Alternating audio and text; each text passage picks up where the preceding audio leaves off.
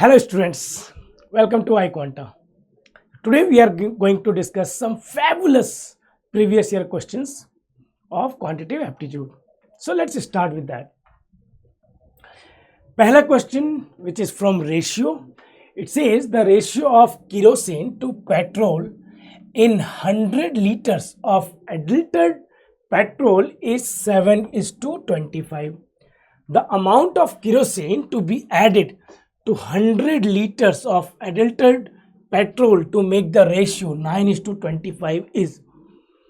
So one of the way to solve this question is, let's say that the kerosene in this adulterated petrol is 7x, then the petrol will be 25x, and this will be equal to 100 liter, or we can say that 32x is equal to 100, or we can say that x will be equal to, so this is 100 upon 32, which is equal to 25 upon 8 liters. 25 upon 8 liters, this is the value of x.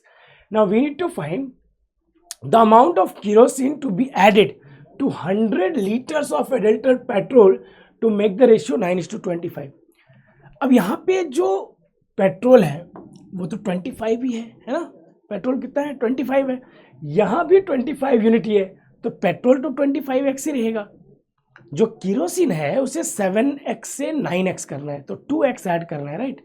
So what will be the value of 2x? 2x will be equal to 2 into 25/8, so 1/4, which is equal to 25 upon 4 is 6.25 litre.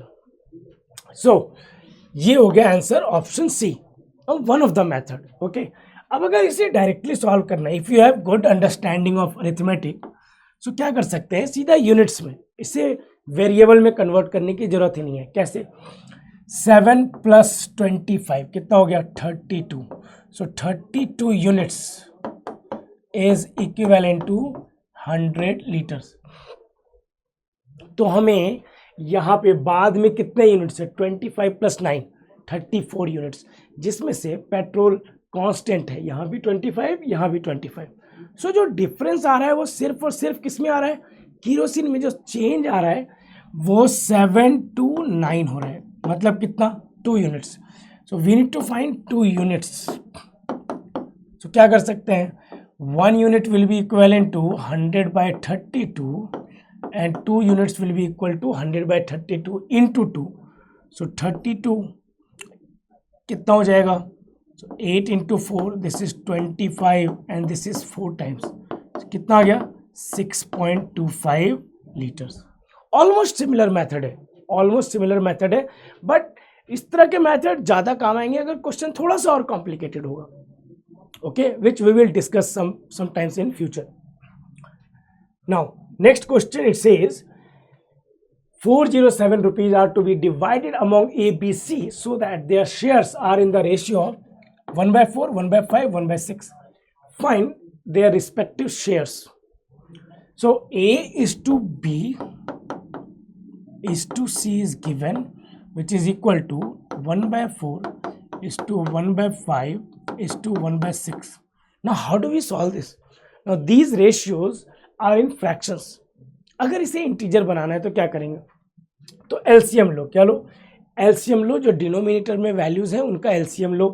So LCM of 4, 5 and 6 अगर हम लें क्या हो जाएगा. सो देखो कैसे करते हैं LCM, 4, 5, 6. One of the method is prime factorisation करो फिर एलसीएम निकालो, या फिर एक मेथड ये भी है, 2 से डिवाइड किया, ये 2, ये 5, ये 3, सो 2 into 2 into 5 into 3 कितना हो गया, ये 15 into 4 60 आ गया एलसीएम. ये एक मेथड है. या फिर प्राइम फैक्टराइजेशन से कर सकते हो. 4 को क्या लिख सकते हैं 2 स्क्वायर, 5 को क्या लिख सकते हैं 5, एंड 6 को क्या लिख सकते हैं 2 into 3. तो इन सब में 2 की हाईएस्ट पावर क्या आ रही है 2 स्क्वायर, 3 की हाईएस्ट पावर क्या आ रही है 3, और 5 तो 5 है. सो 2 स्क्वायर into 5 into 3 ये आ जाएगा एलसीएम. अब अगर इसे हम कन्वर्ट करना चाहें तो मल्टीप्लाई कर दो ईच वैल्यू को 60 से, कितना आ जाएगा 1/4 into 60 is 15, 1/5 into 60 is 12, 1/6 into 60 is 10। ये आ गई A:B:C की वैल्यू। अब यहाँ से आगे कैसे सॉल्व करें कि हम कह सकते हैं कि A अगर 15x है तो B 12x हो जाएगा और C 10x हो जाएगा। This total should be equal to 407 as per given in the question. From there we can say this is 37x is equal to 407। अब ये डिवाइड करो तो 37 इंटू 11 होता है 407, तो यहाँ से x की वैल्यू आ गई 11। अब अगर x की वैल्यू 11 आ गई तो a कितना हो गया, a हो जाएगा 15 into 11 which is equal to 165, b आ जाएगा 12 into 11 which is equal to 132 और c हो जाएगा 10 into 11 which is equal to 110। So कौन सा ऑप्शन सही है, option A is correct. Again this is a question from arithmetic, तो अगर इसे क्विकली सॉल्व करना है यहाँ तक लाने के बाद हम बहुत ही क्विकली सॉल्व कर सकते हैं। जैसे हमें मालूम है a प्लस बी प्लस सी कितना है 15 प्लस 12 प्लस 10, टोटल 37 यूनिट्स है, टोटल 37 यूनिट्स है। अगर a फाइंड करना है आउट ऑफ दीज 37, a का शेयर कितना है 15, सो 15 डिवाइडेड बाय 37 इंटू 407, तो ये 11 टाइम्स कितना हो गया 165। देखो सेम वैल्यू आ रही है। b कितना हो जाएगा, b का इसमें कंट्रीब्यूशन 12 यूनिट्स है out of 37, this is 407, again 11 times, तो ये 132 हो जाएगा। अब इन दोनों का सम कितना आ गया 297, 407 minus 297 is 110 which is the value of c। सो ऐसे भी सॉल्व कर सकते हैं अगर कभी रेशियो गिवन है और किसी इंडिविजुअल की वैल्यू निकालनी हो।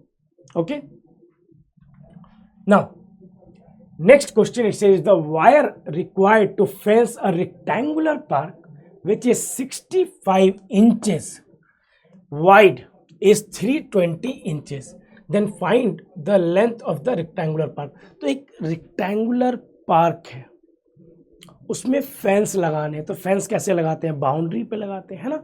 सो जो अगर कुछ ऐसी बाउंड्री है इसकी, ये अगर लेंथ L है और ये अगर विड्थ W है, तो जो फेंस लगेगा वो कैसे लगेगा, यहाँ पे ऐसे लगेगा, है ना, यहाँ पे ऐसे लगेगा, ये फेंस हो गया। सो जो फेंस की लेंथ होगी वो क्या होगी, length of this fence is nothing but the perimeter of this rectangular park. So अगर हमने लेंथ L ले रखा है, what will be the perimeter, perimeter of this rectangular park is 2 into length plus यहाँ दे रखा है, क्या दे रखा है, which is 65 inches wide, so this into 65, this should be equal to the length of the wire which is equal to 320। from there 2 को cancel out करो, ये 160 आ गया। L की लेंथ कितनी आ गई 160 माइनस 65 और L is equal to 95 inches. If you check the option, option A is correct. तो सही कॉन्सेप्ट अगर मालूम हो तो this type of question can be solve within seconds। Next question, the sum of the ages of 4 girls born at interval of 5 years each is 102 years। What is the age of the youngest girl? What is the age of youngest girl? So let's say the age of youngest girl is x।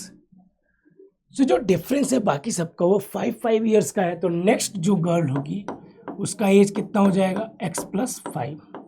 Then next जो होगी वो 5 years का difference, तो x plus 10, फिर जो next होगी वो x plus 15 and sum of these 4 should be equal to 102, है ना। So from there we get 4x minus कितना हो जाएगा ये 5 10 15 और 15 30 माइनस 30 इज इक्वल टू 102, और we can say 4x is equal to, sorry this is plus 30 right. So ये value आ जाएगी 72 and in that case we can say x is equal to 72/4 which is equal to 18 years. और यही तो हमें चाहिए था, the age of the youngest girl. हमने क्या एज्यूम किया था, x is equal to 18 years. So answer is option C. All right. Now next question. Find the sum of the given series 101 plus 99 plus 97 and so on till 47. So ये तो एक AP series हो गई, एक AP series हो गई जहाँ पे जो इनिशियल फर्स्ट टर्म है A is equal to 101 and जो कॉमन डिफरेंस है, कॉमन डिफरेंस यानी कि D इज इक्वल टू -2 हो गया. सो यहाँ से अगर हम सम निकालना चाहें, फर्स्ट क्या कर सकते हैं, नंबर ऑफ टर्म्स निकाल सकते हैं, और क्या कर सकते हैं, फिर हम सम निकाल सकते हैं.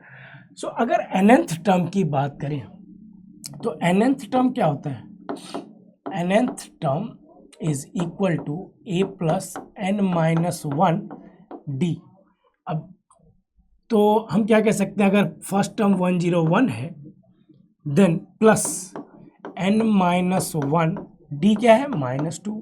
This is equal to 47. या फिर n-1 into -2 is equal to, अगर इसको उधर ले जाए कितना मिल जाएगा, -54. 47 minus 101 is -54. Minus minus cancel out हो गया. n-1 will be equal to 54 को 2 से डिवाइड करेंगे कितना आएगा, 27. सो ये 27 आ गया. सो n की वैल्यू कितनी आ जाएगी, 28. अब अगर n टर्म्स का किसी भी AP सीरीज में अगर n टर्म्स का सम निकालना है तो कैसे निकालते हैं, Sn sum of first n term is equal to n/2. So ये हो जाएगा n/2 into 2a plus n-1 d. या फिर एक दूसरा तरीका भी है जो ज़्यादा ईजियर है, अगर फर्स्ट टर्म और लास्ट टर्म मालूम हो तो, फर्स्ट टर्म यानी कि T1, लास्ट टर्म यानी कि Tn. So in that case n की वैल्यू क्या ले लेंगे, 28 डिवाइड बाई 2. T1 कितना ले लेंगे, 101. Tn कितना ले लेंगे, 47.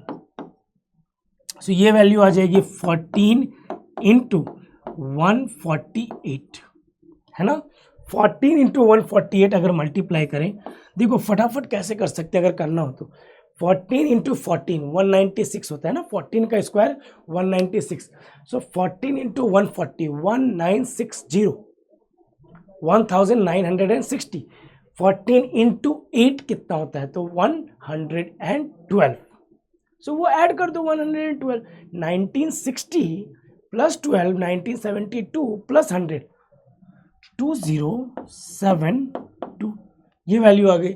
या नॉर्मल मल्टीप्लिकेशन भी कर सकते हैं, 14 इंटू 8 112 2 कैरी 11.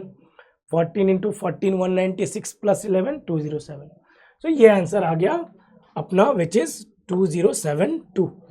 नाउ यहाँ पे कुछ है हमें सीखने को, जो हम बेटर कर सकते हैं किसी तरीके से. यस कर सकते हैं. ये जो नंबर ऑफ टर्म्स हमने फाइंड किया इतना कुछ करके, you can remember the shortcut to find the number of terms. How do you find number of terms? n is equal to last term यानी Tn minus T1 divided by common difference plus 1. ये आ जाता है number of terms. अगर यहाँ पे value रख दो 47 101 minus 54 divided by -2, so 27 plus 1 28 directly आ जाएगा, जिसको आप यहाँ पे यूज कर सकते हो, है ना. सो नेक्स्ट टाइम से अगर नंबर ऑफ टर्म्स फाइंड करना हो किसी भी अरिथमेटिक प्रोग्रेशन सीरीज में, you can use this.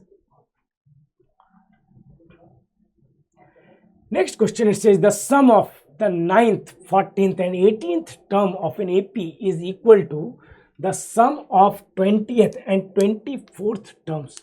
What is the ratio of 4th term to the second term? So जो AP series है that is A plus D, A plus 2D ऐसे ही चलती है till a plus n minus 1 d. So according to question ये nth term अगर है तो इस हिसाब से हमें क्या पता है कि ninth term t9 plus t14 plus t18 is equal to कौन सा term? So 20th term and 24th term. So t9 कितना हो जाएगा? क्या हम कह सकते हैं ये हो जाएगा a प्लस 8d. t14 कितना हो जाएगा? a plus 13d. And t18 कितना हो जाएगा? So a plus 17d. This should be equal to t20, यानी कि not t, it will be a plus 19d plus t24, यानी कि a plus 23d. So from there अगर हम इसे ऐड करें क्या हो जाएगा? 3a plus 8 plus 13 21 plus 17 38d is equal to 2a plus 42d. अब इसे इधर ले आओ, a वाले टर्म्स को, d वाले टर्म्स को उधर ले जाओ. 3a minus 2a is equal to 42d minus 38d. So from there we get a is equal to 4d. अब अगर a is equal to 4d आ गया, सो अब क्वेश्चन क्या है? Now the question says find the ratio. What is the ratio of fourth term to the second term? कहने का मतलब t4 divided by t2. Fourth term क्या हो जाएगा? So a plus 3d.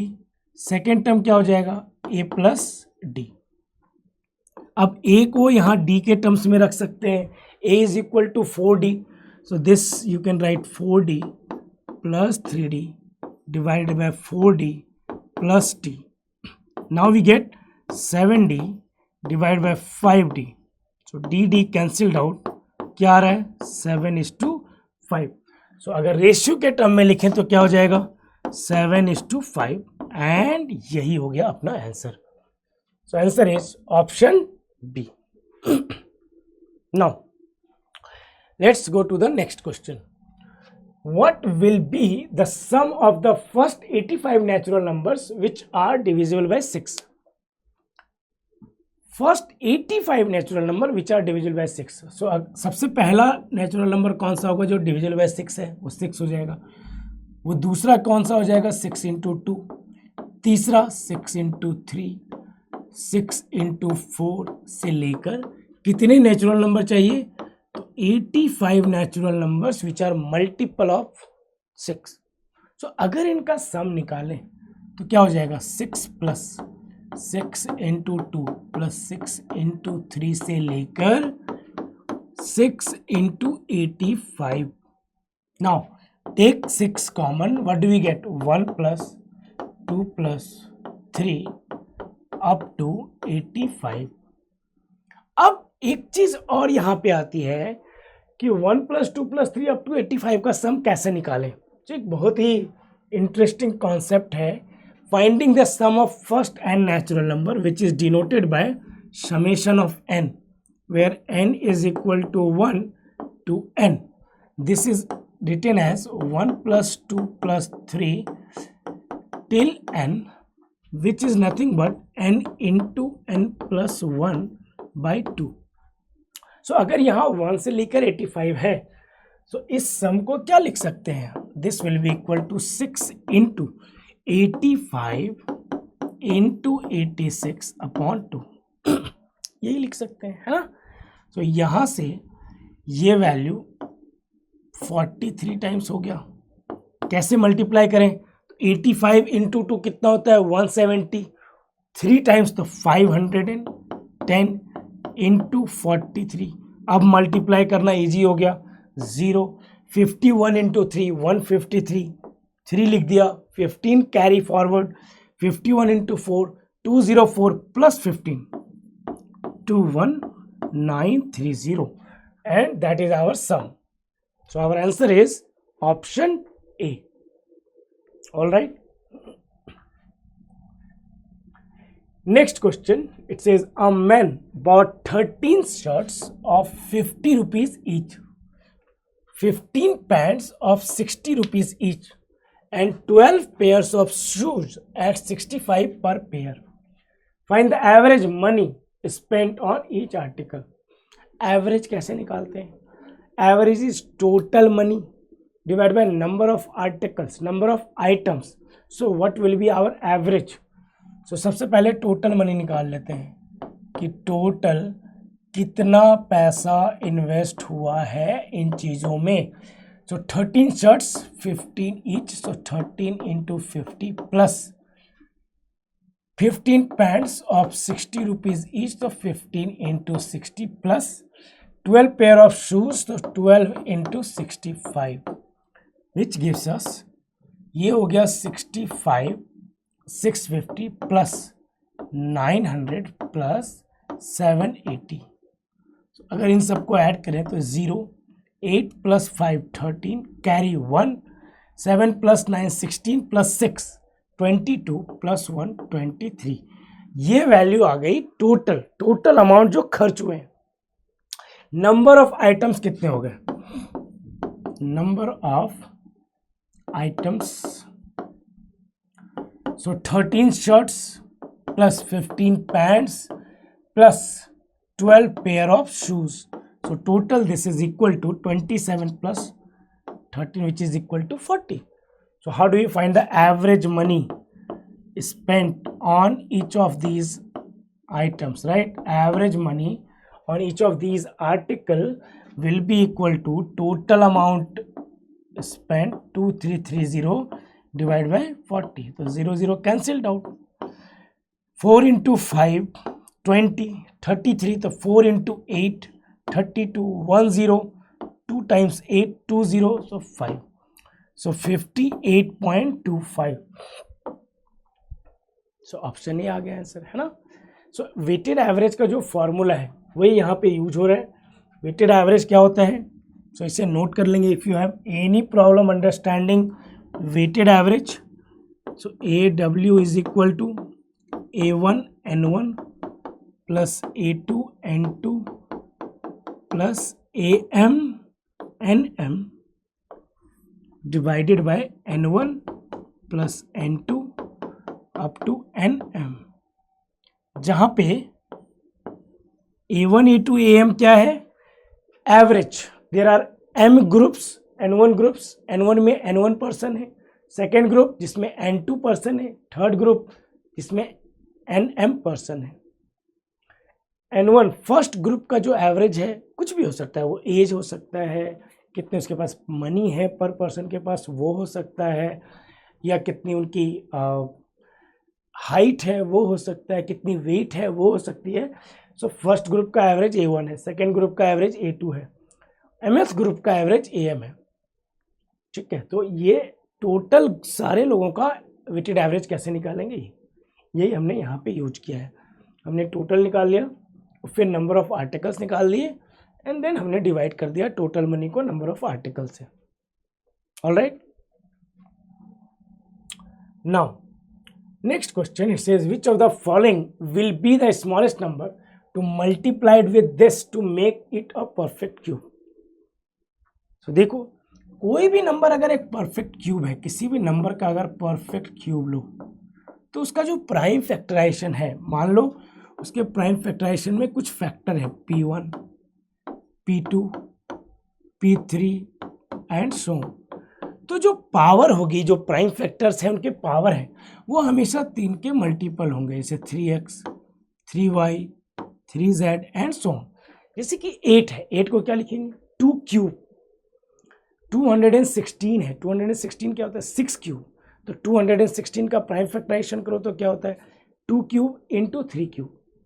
125 एक परफेक्ट क्यूब है, उसका प्राइम फैक्टराइजेशन क्या होगा? 5 क्यूब, विच इज 125. सो किसी भी नंबर का जो परफेक्ट क्यूब है उसका अगर प्राइम फैक्टराइजेशन लिखें तो प्राइम नंबर्स की पावर 3 या 3 की मल्टीपल्स होनी चाहिए. तो अगर इस नंबर को हम ब्रेक करने की कोशिश करें 1 3 4 4 5 6, तो क्या हो जाएगा? सबसे पहले देखते हैं कि ये नंबर किससे डिविजिबल है. 2 से तो है, 4 से भी मुझे डिविजिबल दिख रहा है, लास्ट 3 डिजिट 456 है, तो 400 भी 8 से डिविजिबल है, 56 भी 8 से डिविजिबल है। सो ये नंबर मुझे 8 से भी डिविजिबल होता दिख रहा है। तो इसे कैसे लिख सकते हैं, 8 इंटू, अब डिवाइड करो 8 से, सो 1, 5 4 आया तो 8 इंटू 6 48, फिर 64 आया तो 8 टाइम्स, फिर 5 आया तो 0, और फिर 7 टाइम्स 56। अब इसे आगे और कैसे ब्रेक करें? सो मैंने देखा कि 168 क्या होता है, 24 इंटू 7 168, 07 तो 7 का मल्टीपल है, तो ये 7 से डिविजिबल हो जाएगा। तो 8 इंटू 7, अगर इस नंबर को 7 से डिवाइड करो, सो 24, फिर 0, फिर 1। अब मुझे एक बड़ा ही फेमिलियर नंबर दिखा, 2401। What is 2401? 2401 is nothing but 49 square, 2401, which I can also write as 7 to the power 4. Why? Because 49 is 7 square.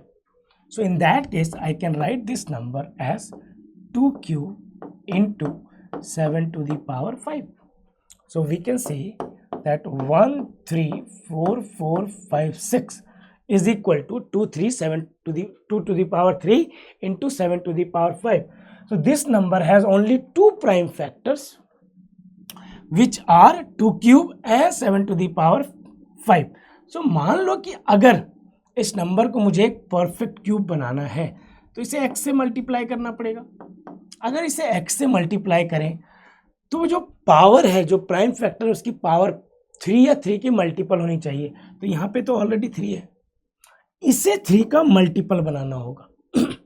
तो ये 5 है, तो कुछ 7 या 7 की पावर से मल्टीप्लाई करेंगे, तो 7 टू दी पावर 5 ऑलरेडी है। अगर 7 टू दी पावर 6 होता यहाँ पे तो ये एक परफेक्ट स्क्वायर होता। तो 7 टू दी पावर 6 को क्या लिख सकते हैं, 7 to the power 5 into 7 to the power 1। क्यों? क्योंकि a to the power b into a to the power c can be written as a to the power b plus c। I hope you know this. If you don't know this then अभी जान लो कि अगर दो number का base same है, उनको अगर multiply किए जाए तो उनके पावर ऐड हो जाते हैं। तो यहाँ पे x की वैल्यू क्या निकल के आ गई, x स्मॉलेस्ट जो होगा वो 7 to the power 1, that is equal to 7। So our answer is option A. Alright, now next question. Next question it says there are two lights. The first light blinks 3 times per minute. 3 times per minute means, can we say that 3 times per 60 second instead of minute? Can I write 3 times per 60 seconds? That is same as 1 time per 20 second, है ना। Second case में while the other blinks at 5 times in 2 minutes, so 5 times per 2 minute की जगह 120 second. सो 120 को divide कर दें 5 से, सो we can से जो सेकेंड टाइप है वो 1 टाइम ब्लिंक करता है एवरी 24 सेकेंड। सो जो फर्स्ट वाला है वो 20 के मल्टीपल में ब्लिंक कर रहा होगा, 20 second, 40 second, after 60 second, after 80 second, after 100 seconds and so. जो सेकेंड वाला लाइट है वो एवरी 24 सेकेंड में ब्लिंक कर रहा होगा, 24, 48, 72, 96 second and so on. So what is the common time when they will blink for the first time? So 20 का multiple, 24 का मल्टीपल, जहां पे सेम आ जाए तो ऐसे नंबर्स को हम क्या बोलते हैं, common multiple. So what will be the least common multiple? Least common multiple of 20 and 24 is equal to least common multiple of 20 को क्या लिख सकते हैं, prime factorization 2 square into 5 to the power 1। 24 8 इंटू 3 है तो 2 cube into 3 to the power 1। So this will be equal to 2 ले लो, 3 ले लो, 5, ऑल यूनिक प्राइम फैक्टर ले लो। 2 की हाईएस्ट पावर क्या है 3, 3 की हाईएस्ट पावर 1, 5 की highest power 1। So this is equal to 8 into 15 यानी कि 120 सेकेंड्स, मतलब 2 minute. So first time both of the lights will blink together after 2 minutes, है ना। After 2 minutes both of them will blink together, then again after 2 minutes, then again after 2 minutes. So It says find the number of times they will blink together in an hour. So in an hour, so 1 hour is 60 minute. So 60 minute में कितनी बार, तो हर 2 minute में एक बार. So 60 minute में 30 times they will blink together. So our answer is option B. है ना? Now next question, it says a man can cover a certain distance in 10 hours. ठीक है. He travels first half of the journey at a speed of 21 km per hour. First half of the journey means first to कुछ part उसने 21 km per hour के speed से किया, and the second half at a speed of 24 km per hour. Find the total distance traveled by him. So in that case, सबसे पहले तो हम ये देखेंगे कि अगर टोटल टाइम 10x है, so 21 किलोमीटर पर आवर की स्पीड है और दूसरी स्पीड है 24 किलोमीटर पर आवर की स्पीड. मान लो अगर इस स्पीड से उसने x आवर्स ट्रैवल किया, तो दूसरी स्पीड से 10x minus, not 10x minus नहीं, 10 माइनस x आवर्स कवर किया. Now it's given that first half of the journey means half of the distance उसने इससे ट्रैवल किया, and second half of the distance इसने इस speed से इतने time के लिए ट्रैवल किया. सो क्या इक्वेशन बनती है? Can we say that 21x, this is the total journey, total distance covered by 21 km per hour, and this should be equal to total distance covered by 24 km per hour, which is 24 into 10 minus x. So from there we can write 21x is equal to 240 minus 24x, or 45x is equal to 240. So ये अगर हम x की value निकालें तो कितना आ जाएगा? 240 divided by 45, so 15 into 16, 15 into 3, so 16/3 hours. So कितना डिस्टेंस इसने ट्रैवल किया? या तो x की वैल्यू यहाँ रख दो या यहाँ रख दो, उसका डबल निकाल दो, तो distance is equal to 2 into 21 speed है, टाइम कितना है 10/3, 7 times, so 140. Wait a second, total distance 16. Okay, this is 16/3, not 10/3. So this, if I put 16, so 14 into 16 है ना, कितना हो जाएगा 14 into 16? 224 किलोमीटर. Now again 2 से क्यों मल्टीप्लाई किया मैंने? क्योंकि जो डिस्टेंस ये है, अगर ये डिस्टेंस जितना कवर किया है सेम ही यहाँ पे कवर किया, ये फर्स्ट हाफ है, ये सेकेंड हाफ है, तो जरूरी नहीं है कि ये डिस्टेंस निकालें फिर ये निकालें, क्योंकि दोनों की वैल्यू क्या होने वाली है अल्टीमेटली सेम. ये हाफ है फर्स्ट हाफ, ये सेकेंड हाफ है. So our answer is option C. ठीक है. Now next question it says what is the value of x cube plus 1/x cube if x is equal to cube root of 2 to the power square root of 2 plus root 3. So x की value given है, अगर मैं x cube करूं क्या मिल जाएगा? x cube is equal to cube root of 2 plus root 3 का whole cube, है ना. देखो n times k can be written as k to the power 1/n. Also a to the power b to the power c can be written as a to the power b into c. So x cube को क्या लिख सकते हैं यहाँ पे? 2 plus root 3 की power 1/3 to the power 3, which we can write 2 plus root 3 to the power 1/3 into 3. तो ये कैंसिल आउट हो गया, तो from there we can say x cube is equal to 2 plus root 3, है ना. तो अगर यहाँ पे क्यूब रूट है तो डायरेक्ट भी हटा के क्यूब इधर ले आ सकते हैं, एक चीज और कर सकते हैं कि अगर दिया हुआ है कि x is equal to nth root of y, so we can also write it as x to the power n is equal to y। तो ये भी डायरेक्ट यहाँ से लिख सकते हैं कि x cube is equal to 2 plus root 3। तो मैंने दोनों मेथड बताए ताकि जो भी इंफॉर्मेशन आपके पास है वो क्लियर होनी चाहिए कि ये मेथड क्या है, ये मेथड क्या है। अच्छा, अब अगर 1/x क्यूब निकालें तो क्या हो जाएगा, तो 1/2 प्लस रूट 3। अच्छा, हमें चाहिए x cube plus 1/x cube, तो कहीं ना कहीं से रैशनलाइज करना पड़ेगा। रैशनलाइज करने के लिए क्या करते हैं हम, कंजुगेट सर्ट से मल्टीप्लाई करते हैं। तो 2 प्लस रूट 3 का कंजुगेट सर्ट क्या होगा, 2 माइनस रूट 3, राइट। अब ये क्या हो जाएगा, 2 plus root 3, sorry 2 minus root 3,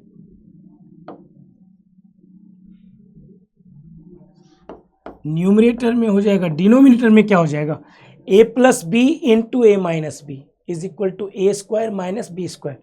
so 2 square is 4, root 3 square is 3, so this is nothing but 2 minus root 3। एक वैल्यू ये आई, एक वैल्यू ये आई, तो निकाल दो फिर। X cube plus 1/x cube is equal to 2 plus root 3 plus 2 minus root 3। Root 3 cancel out हो गया, क्या आ गया answer, 4, which is option A. ठीक है,